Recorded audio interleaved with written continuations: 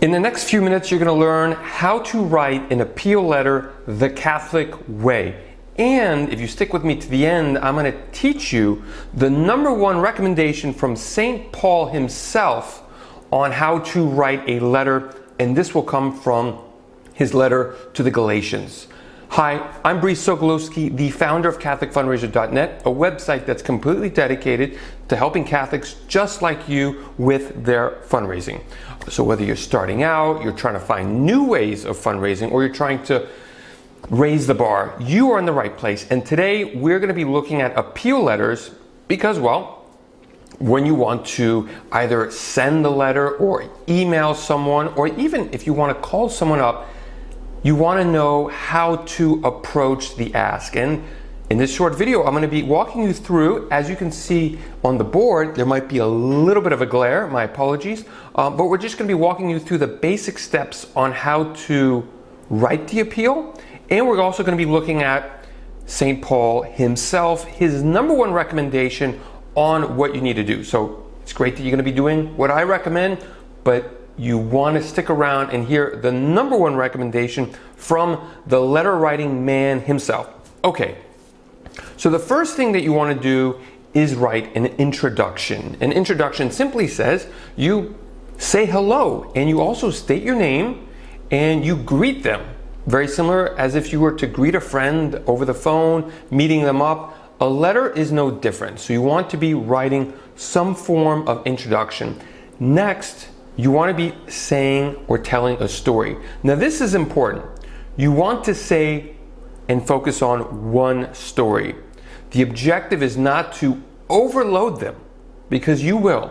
With all the things that you've done over the past 6 months, over the past year, pick the one thing that really resonates and stick with it. You can take as many paragraphs as you want. The next thing that you want to do is you want to write the big success, the overall big success. And this should lead from the story into, hey, this is what we achieved this year. I recommend maybe focusing on 2 or 3, but at the same time, you don't want to overload people. Next, you want to be focusing on your plans. What are you planning to do in the coming months? So it's great that you've done something great, but also you want to pave the way and share with them what it is that you plan to do. That leads into the ask. You have to be very clear and very specific about the ask. You can't overlook it. You can't mix it into one of the other paragraphs or something else that you're doing. You've got to be very clear and specific about the ask. If you're writing it on paper, in a letter or an email, I recommend bolding it and simply saying, hey, I'm asking you for a donation. And if you do the first parts correctly, you're going to be leading yourself up into an ask that makes sense. So you don't really have to be scared to ask, because you're telling them, hey, I gave you one story of how we transformed somebody's life, how we saved, somebody from a difficult situation. Or on top of that, you added the success story of the overall, hey, we're doing a really good job. And then also you tell them we've got plans coming up, and that leads into we need your help. So you want to make sure that you do the ask appropriately. You also want to make sure that there is some form of conclusion.